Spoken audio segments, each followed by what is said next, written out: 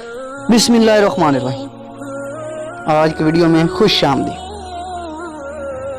आज मैं आप लोगों को गहरे समंदर के हैरान कुन हकाइक बताऊंगा। वीडियो शुरू करने से पहले सब दोस्तों से अपील है कि मेरे चैनल को सब्सक्राइब कर। शुक्रिया।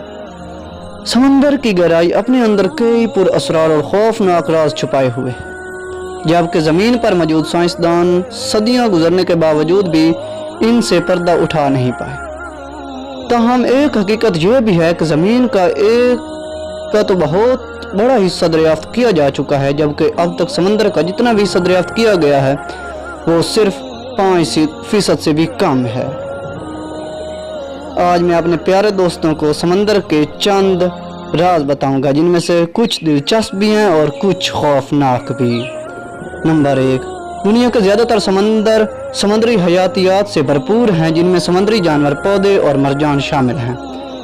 नंबर 2, समंदर हज़ारों जरासीम और वायरस का घर भी होते हैं। इसमें से ज़्यादातर नुकसान नहीं पहुंचाते, लेकिन इसका इन्हिसार इस बात पर भी होता है कि आप कौन से समंदर में हैं या किस शहर के समंदर में हैं।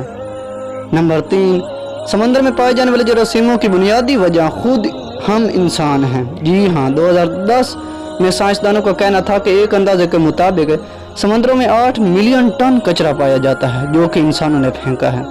नंबर 4, समंदर का ज़्यादातर हिस्सा अंधेरे में डूबा हुआ होता है, क्योंकि रोशनी समंदर में सिर्फ 200 मीटर की गहराई तक पहुंच सकती है।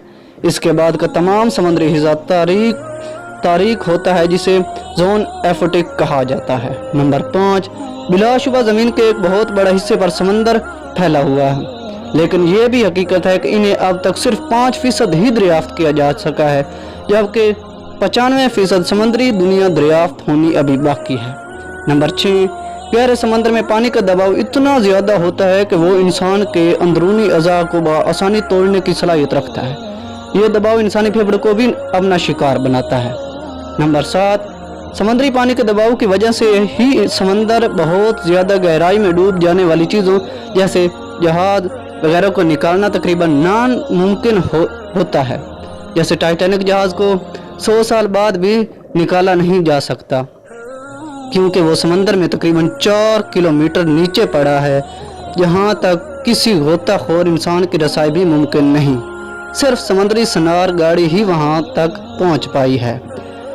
नंबर 8, अगर समुद्री लहरों से पैदा होने वाली तवानाई का सिर्फ 1% ही इस्तेमाल करें तो हम इतनी बिजली पैदा कर सकते हैं जो कि पूरी दुनिया की बिजली के तलब से भी 5 गुना ज़्यादा होगी। नंबर 9, आपको ये जानकर ज़रूर हैरत होगी कि दुनिया भर के समुद्री पानी में तकरीबन 20 मिलियन टन सोना पाया जाता है, लेकिन अब तक ऐसा कम लागत का हामिल तरीक़ाकार दरियाफ्त नहीं किया जा सका जिसकी मदद से ये सोना हासिल किया जा सके।